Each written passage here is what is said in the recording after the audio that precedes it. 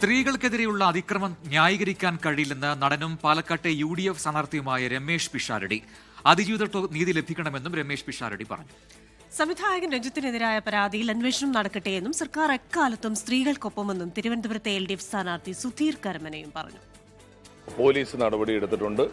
പരാതിക്കാരിയുടെ പരാതിയിന്മേൽ ഈ നടപടിയെടുത്തിട്ടുണ്ട്. ആ നടപടികൾക്കനുസരിച്ച് കൃത്യമായ അന്വേഷണം നടക്കുകയും നീതി ഏത് പക്ഷത്താണോ ആ പക്ഷത്തിന് നീതി ലഭിക്കുകയും ചെയ്യണം എന്നുള്ളത് തന്നെയാണ് എൻ്റെ അഭിപ്രായം. ഇത്തരത്തിലുള്ള പരാതികൾ നിരന്തരം കൂടി വരുന്നുണ്ട്. അത് പലപ്പോഴും ഒരു സിനിമാ ഫീൽഡിലോ രാഷ്ട്രീയ ഫീൽഡിലോ ഒക്കെ ഉള്ള ആളുകളാകുമ്പോൾ അതിന് കൂടുതൽ വാർത്താ പ്രാധാന്യം ലഭിക്കുന്നു എന്നുള്ളതാണ്. ഇതൊന്നും നടക്കാൻ പാടില്ലാത്ത കാര്യങ്ങളാണ്. സ്ത്രീകളോടൊപ്പമാണ് എപ്പോഴും സർക്കാർ, അതിന് യാതൊരു സംശയമില്ല.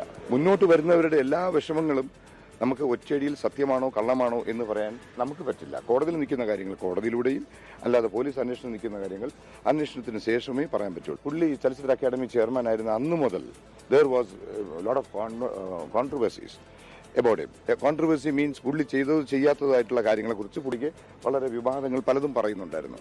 എല്ലാം എനിക്ക് യോജിക്കാൻ പറ്റുന്ന കാര്യങ്ങളല്ല.